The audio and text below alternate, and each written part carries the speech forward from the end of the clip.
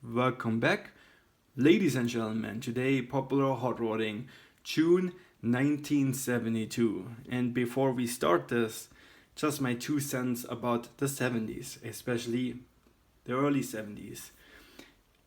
Growing up, I don't know how old you guys are, but like growing up, every time I heard the 70s, I was like, I don't really like hippies.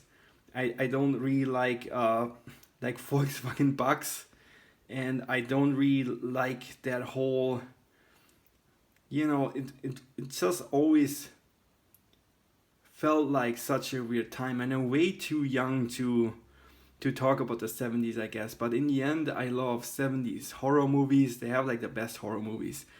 I love the 70s car culture, and it always was like, to me, that it looked like that in the late 60s all the muscle cars took over.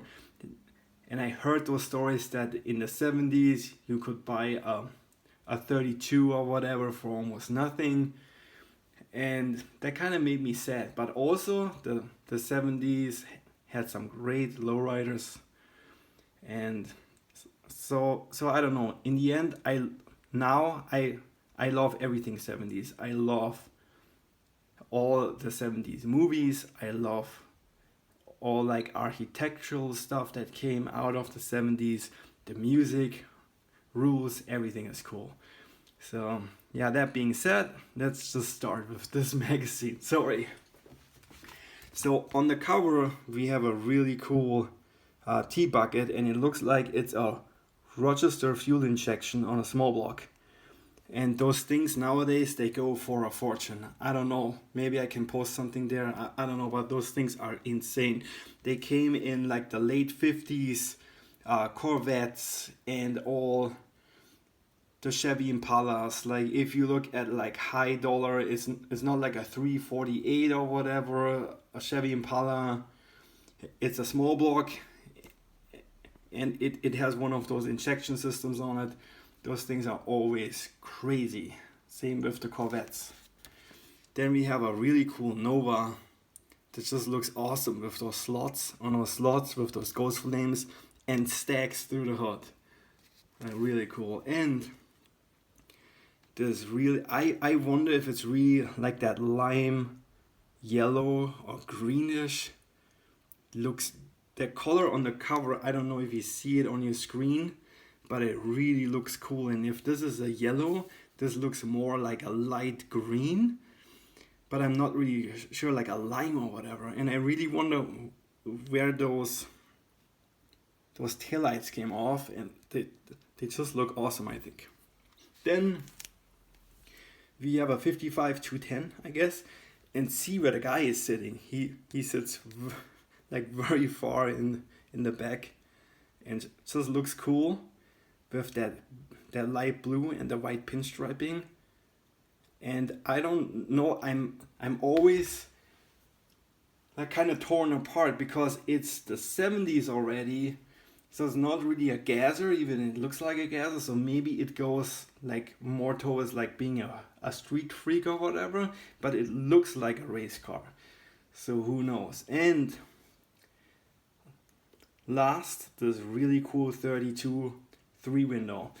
And I believe, now I hope I don't get that wrong, I think this thing was painted by Larry Watson, and it also appeared in like a late 60s, it's either Roding Custom or Hot Rod magazine shot, where he had all those cars on the cover. I think from the LA Roadster Club, maybe, but it's not a Roadster, I don't know. But I wrenched on that car, if you believe it or not. This car is owned, or maybe he sold it, by Indian Mike out of La Cañada. I'm sure if you're a little bit into hot rods or something, you heard of that guy. He also goes by the name of Mr. Deuce, or Mike Griffith, which is his real name. He lives in La Cañada. I think he never worked a day in his life, because since he was like 14, he was wheeling and dealing with cool old cars. And he has the Grand National Roadster Show winner of, I don't know, like 59 or whatever in his basement, and all of those really cool cars with awesome history.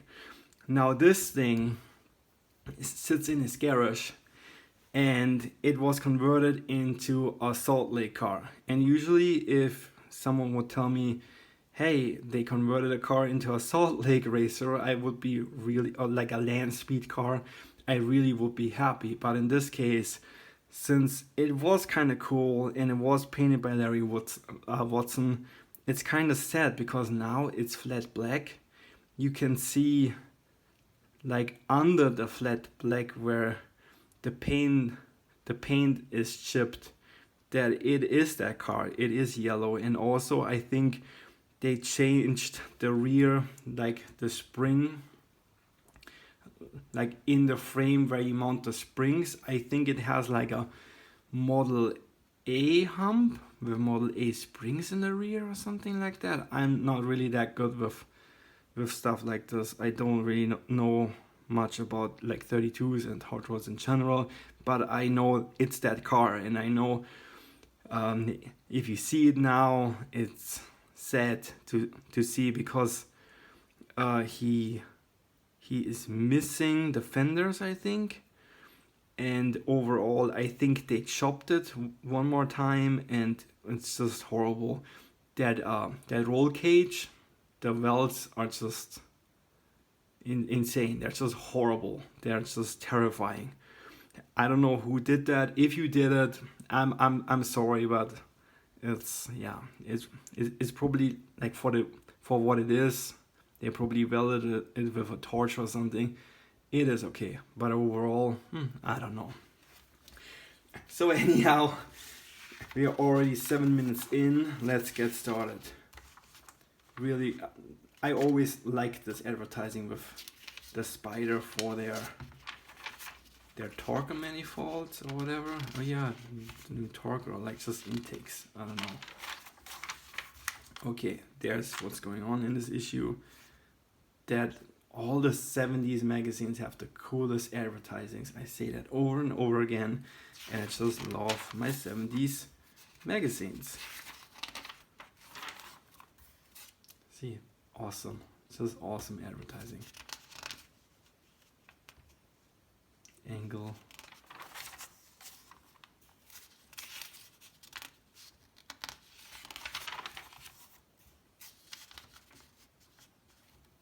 That thing looks cool too. Later, so I don't know if it's that same car, but I think this thing later, oh no, before that, in 71, it was featured in one of those custom car magazines, and it was white, and I'm sure you've seen that thing somewhere, but I can feature that too if you want me to.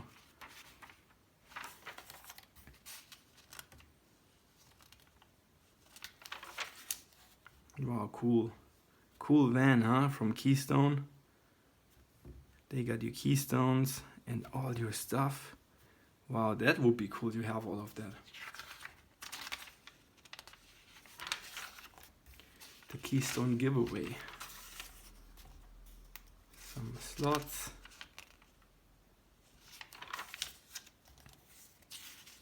Wow, look at that Vega funny car. Really cool looking.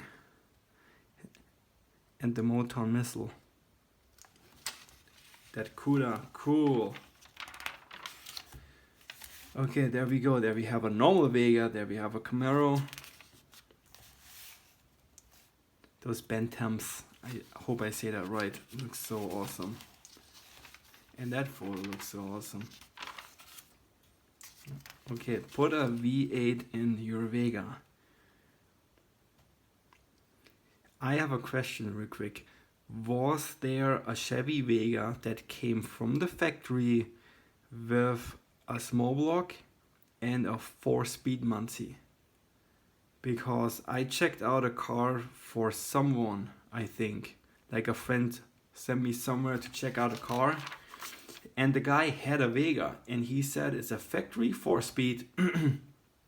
And I just checked it out, and I really was amazed because it had a V8 in it, and he said it's all stock. So I probably should research that, but it looked pretty cool. There you have all for the Camber gang. I don't know if you want to read through that stuff or not. A Carter fuel pump. If you order a pump on Rock Auto nowadays and it's a Carter, it still looks like this. I have one for 6 volt that's under my olds, and it still looks like this, I guess. This is cool, that little Vega. So let's go into the Oakland Roadster Show. First of all, we have a really cool Model A there. Looks nice. Then we have this thing. I don't know. I never really got it. Like, if you're 5 years old, you're a kid, and you see this thing, you probably think that's pretty cool. But overall, I don't really know. That thing looks cool too. Is this the car that later became the Seaside or whatever it's called, that Hot Wheel, or not? Maybe I'm like wrong with that. This thing looks cool. Wow, it has a big block. Cool fenders. Would be cool to have a stock Model T with those pointy fenders on it. That looks cool, I think. Wow. Then we have a top. Really cool.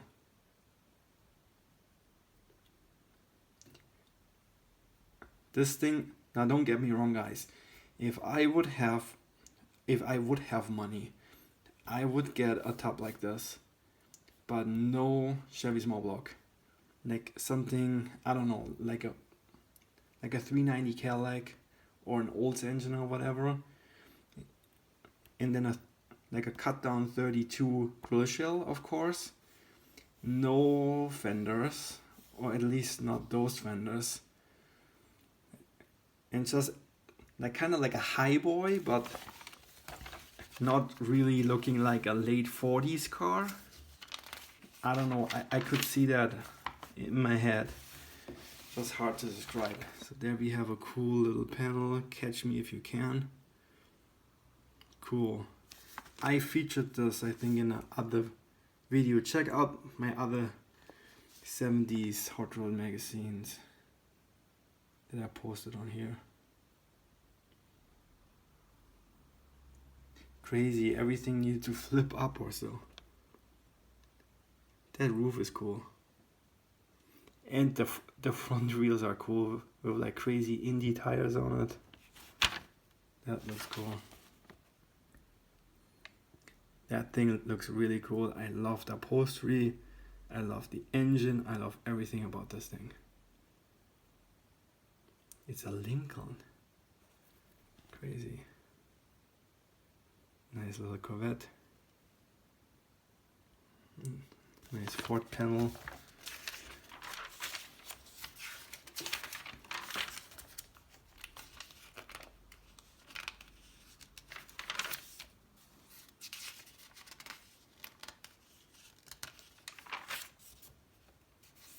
Really cool advertising.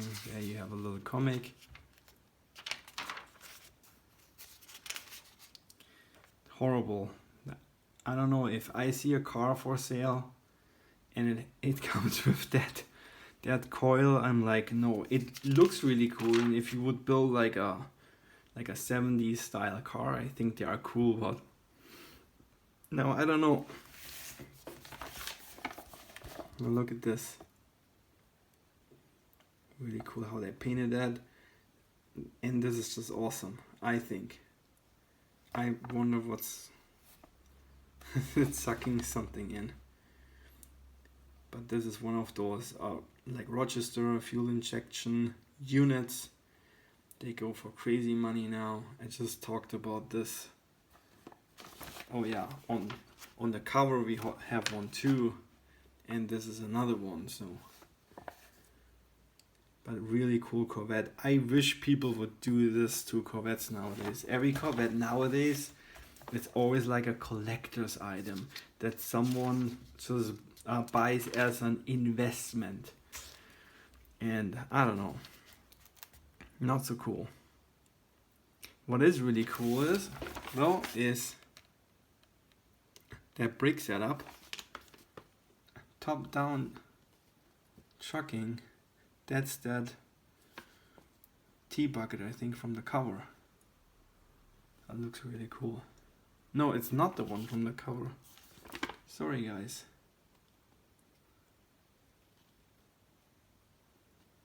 Wow, those shocks are cool. Yeah, I don't know if you want to read through this, you can pause. This is cool with those coil springs in the back. And those tail lights are cool.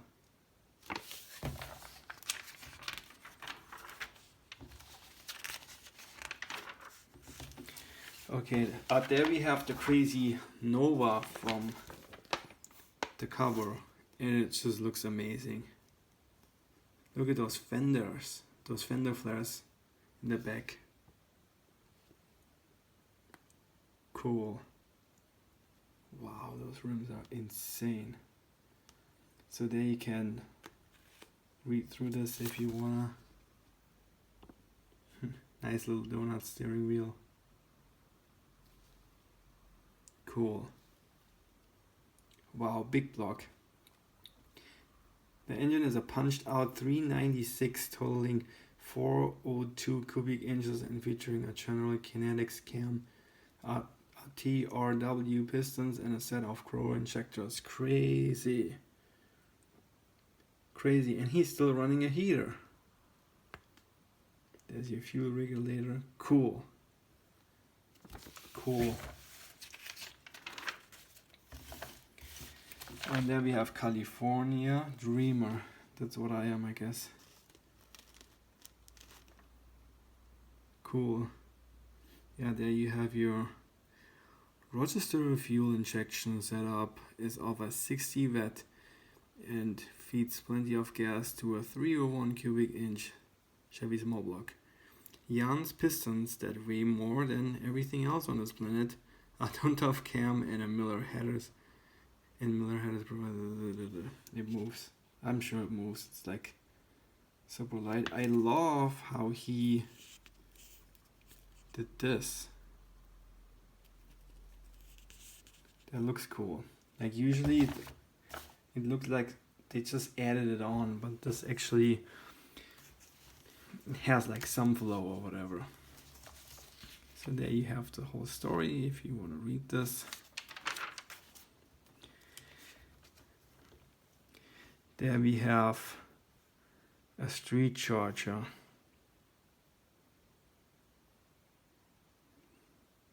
Crazy.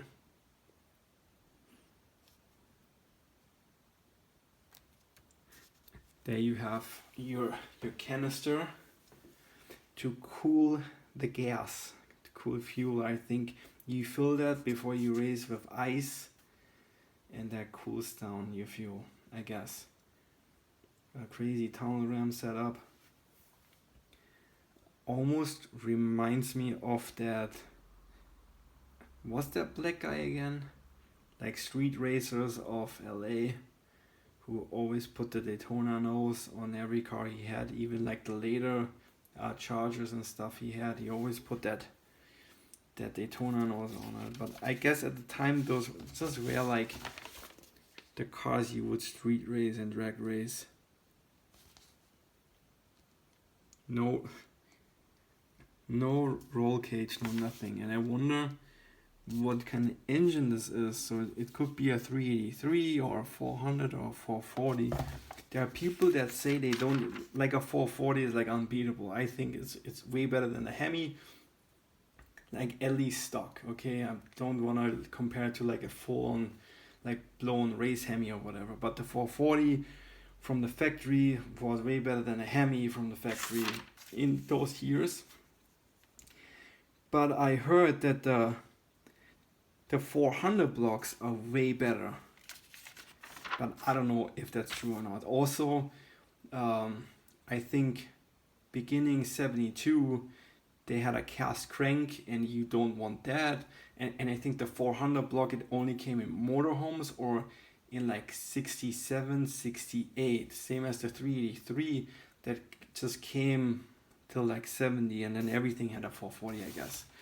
So there we have the other car that was featured on the cover, that cool 55 210. The guy sits in the rear, and I think there's a 57 Chevy Bel Air that was gold, and the guy was sitting in the rear as well. And I always thought that's like really wild. I don't know if it's like really something that you could like drive around on, like in the street. And then the engine is moved so far back. This is really crazy. And it has, oh, it's a Pontiac at least. Thank God it's not a Chevy or something. So it's a Pontiac 389 with two Holley 600 carbs. And I guess that's pretty good. You know, like why not even go with a 500 or something? Usually lean is mean. But I like that he put a Pontiac in that thing. It's just crazy. Can you imagine? That is insane. And it must be hell to pull the engine out. Crazy. The service center. Crazy. Really crazy. I wonder how fast this thing was, or if it really made so much difference if you have the engine moved that far back.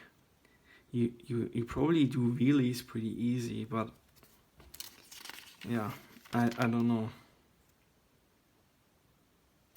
It also looks that he moved the rear wheels a little bit forward, or is because usually the wheel well is over here.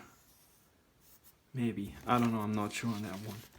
But you could, you know, pause this and read through it and let me know.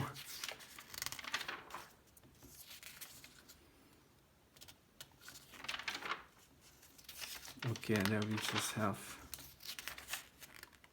all the ads. That looks cool. That T1 van thing.